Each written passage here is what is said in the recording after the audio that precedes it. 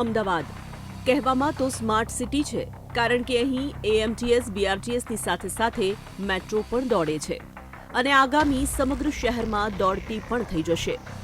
બીજી તરફ અમદાવાદના રોડ રસ્તા પણ ખૂબ સુંદર છે. આવું અમદાવાદ મ્યુનિસિપલ કોર્પોરેશન અને તેના સત્તાધીશો માને છે. પરંતુ હકીકત એ છે કે અહીં સમસ્યાઓ પણ અનેક છે, જેમાંથી સૌથી મોટી સમસ્યા પાર્કિંગ અને ટ્રાફિકની છે. ટ્રાફિક પોલીસ અને મહાનગરપાલિકા એવા દાવા કરે છે કે અમે શહેરમાં ઠેર ઠેર પાર્કિંગ માટે પ્લોટ બનાવ્યા છે. ભીડભાડવાળા રસ્તાઓ પર પણ પાર્કિંગની વ્યવસ્થાઓ કરી છે. ટ્રાફિકના નિયમોનું ઉલ્લંઘન કરનારા સામે અમે કડક કાર્યવાહી કરી રહ્યા છીએ. પરંતુ હકીકતમાં આ તમામ દાવાઓ ખોખલા અને ખોટા છે. કારણ કે ગુજરાત હાઈકોર્ટમાં થયેલી જાહેર હિતની અરજી બાદ અમે અમદાવાદના રસ્તાઓનું રિયાલિટી ચેક કર્યું તો સ્થિતિ એવી જોવા મળી કે મહાનગરપાલિકાએ હાઈકોર્ટમાં કરેલા દાવાઓ ખોટા અને પોકળ હોવાનું સામે આવ્યું.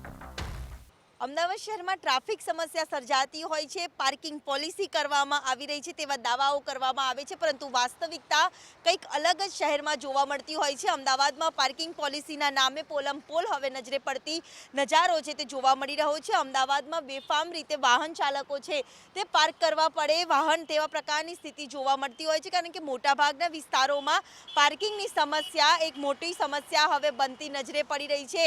અઢળક વ્હીકલ્સ છે તે આ રીતે બેફામ રીતે લોકોને મૂકવા પડે છે, કારણ કે પાર્કિંગ પોલિસી છે તેનું અમલીકરણ છે તે ક્યાંક કરવામાં નથી આવતું. તેવી તમામ જે આ નજારો છે તે વાડજ પાસેનો જોવા મળી રહ્યો છે. અહીંયાથી મોટી સંખ્યામાં લોકો અપડાઉન કરતા હોય છે. નોકરિયાત વર્ગના લોકો છે તે આ પ્રકારે બેફિકર થઈને વ્હીકલ્સ છે તે પાર્ક કરવા પડે તે પ્રકારની સ્થિતિ છે, કારણ કે અહીંયા પાર્કિંગ પોલિસીનો અભાવ જોવા મળતો હોય છે. અમે શહેરના જુદા જુદા વિસ્તારોમાં રિયાલિટી ચેક કરવા માટે પહોંચ્યા. શહેરના વાડજ વિસ્તારમાં પહોંચ્યા તો ત્યાં પાર્કિંગના અભાવે વાહન ચાલકો બેફામ રીતે રસ્તા પર વાહનો પાર્ક કરતા જોવા મળ્યા, જેના કારણે અહીં ટ્રાફિકની સમસ્યા જોવા મળી. ઘણા લોકો તો સોસાયટીના ગેટ આગળ જ વાહનો પાર્ક કરીને જતા રહે છે, જેના કારણે પણ લોકોને પરેશાની પડતી હોય તેવું જોવા મળ્યું. જ્યારે બીજી તરફ ટ્રાફિક પોલીસે હાઈકોર્ટમાં એવું જણાવ્યું કે અમે ટ્રાફિકની સમસ્યાને લઈને ખૂબ એક્ટિવ છીએ અને નો પાર્કિંગમાં વાહન ઊભા કરનારને દંડ ફટકારીએ છીએ. જોકે ટ્રાફિક પોલીસની આ ખોખલી રજૂઆતો અને દાવાઓ વચ્ચે અમે રસ્તા પર વાહનો પાર્ક કરનારા લોકો સાથે જ વાત કરવાનો પ્રયાસ કર્યો. મ્યુનિસિપલ કોર્પોરેશન કંઈક પ્લોટની સગવડ આપે તો એના માટે સારું, કારણ કે અમારા સાધનો ઘણીવાર ટોઈંગ કરીને ઉઠી જતા હોય છે અને એના અમે 700 રૂપિયા દંડ ભરીને છોડાવીએ, પણ એ અમારી ગાડી તૂટેલી ફૂટેલી હાલતમાં અમને મળે છે. અમે છેલ્લા 10-15 વર્ષથી અપડાઉન કરીએ છીએ ફેક્ટરી માટે. આવા ઓછામાં ઓછા 400 થી 500 માણસો અહીંથી અપડાઉન કરે, પણ આજ સુધી સુવિધા કોઈ થઈ નથી. તો કોર્પોરેશન સુવિધા થોડી પ્લોટ આપીને કરી આપે તો એના માટે સારું રહે, તો અમારી ગાડીની સાવચેતી રહે બેન. અહીં અમે વાહન ચાલકો સાથે વાત તો કરી જ, પરંતુ તેની સાથે સાથે આસપાસની સોસાયટીઓમાં રહેતા સ્થાનિકો સાથે પણ વાત કરી, કારણ કે સ્થાનિક લોકોને મન ફાવે તેમ થતા પાર્કિંગથી ખૂબ મુશ્કેલીઓ પડી રહી છે. આ કોર્પોરેશનનું ફૂટપાથનો એરિયા છે, એકચ્યુઅલી લોકોને ચાલવા માટેનો એરિયા છે. આ જગ્યાએ પહેલાં હાઈરાઇઝ ટાવર્સ હતા 2, અને એ હાઈરાઇઝ ટાવર્સને કારણે તમને થોડુંક વધારે પહોળું જોવા મળે છે. પણ એ ટાવર્સ ગયા પછી પણ અનેકો વખત પોલીસને મેં ફોનથી મારી આ તકલીફોની જાણ કરી છે.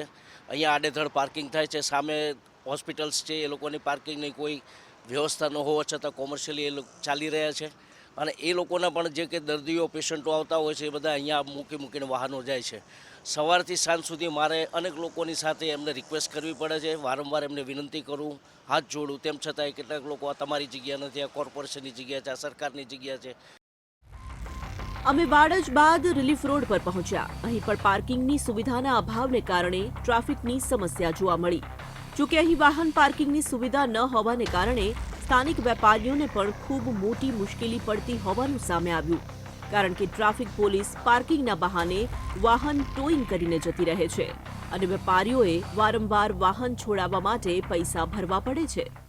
અને પછી પેનલ્ટી લેવી હોય તો એ લોકો જબરદસ્તી પેનલ્ટી લે છે ને. ટ્રાફિકની સમસ્યા તો ઘણી છે, એની અમે ઘણીવાર રજૂઆત પણ કરેલી છે, સરકારને પણ બોલ્યા છે, ઘણી અમે એનું બંધનું એલાન પણ આપેલું છે, પણ એનું કોઈ ખાસ કોઈ ફરક પડ્યો નથી. ને સમજો કે એટીએમ હોય, એટીએમમાં એને પૈસા કઢાવવાના હોય, હવે 2 મિનિટમાં ગાડી રાખીને ગાડી લઈ નહીં, એના કરતાં એને જબરદસ્તી એને પાસે મેમો ફરાવવાનો, એને હેરાન કરવાનો, ગાડી લઈ જવાની. જ્યારે ગાડી લેવા માટે જાય છે તો ત્યાં કહે છે ભાઈ તમે એટલા પૈસા ભરો. તો એ વખત તકલીફ તો ઘણી છે. એના કારણે અમારા ધંધા પર ઘણો મોટો અસર પડ્યો છે. કોઈ કસ્ટમર ગ્રાહક આવવા માટે રેડી નથી. રિલીફ રોડ પર હાલત એવી થઈ છે તો ઘણા દુકાનો તો બંધ પણ થઈ ગયા છે. ટ્રાફિકની સમસ્યાના સમાધાન માટે ટ્રાફિક પોલીસ હંમેશા કાર્યરત હોવાના દાવા અહીં ખોખલા સાબિત થાય છે, તો બીજી તરફ મનપાના પાર્કિંગ પ્લોટના દાવા પણ ખોટા સાબિત થાય છે. ત્યારે સવાલ અહીં એ થાય છે કે કેમ એએમસી પાસે પાર્કિંગની પોલિસી નથી? સ્માર્ટ સિટી ગણાવો છો તો સ્માર્ટ સિટીમાં કેમ પાર્કિંગ માટે કોઈ નક્કર આયોજન નથી? જો ટ્રાફિક પોલીસ કાર્યવાહી કરે છે તો કેમ હજુ આડેધડ પાર્કિંગ થાય છે? કેમ તમામ વિસ્તારોમાં પાર્કિંગ માટે નથી કરાતી યોગ્ય વ્યવસ્થાઓ? કેમ હાઈકોર્ટમાં ટ્રાફિક પોલીસ અને એએમસી ખોટા દાવાઓ રજૂ કરે છે? સવાલો અનેક છે, પરંતુ આજે અમારા રિયાલિટી ચેકમાં એક વાત તો સ્પષ્ટ છે કે ટ્રાફિક પોલીસ અને એએમસી ખોટું બોલી મૂર્ખ બનાવવામાં માહિર છે.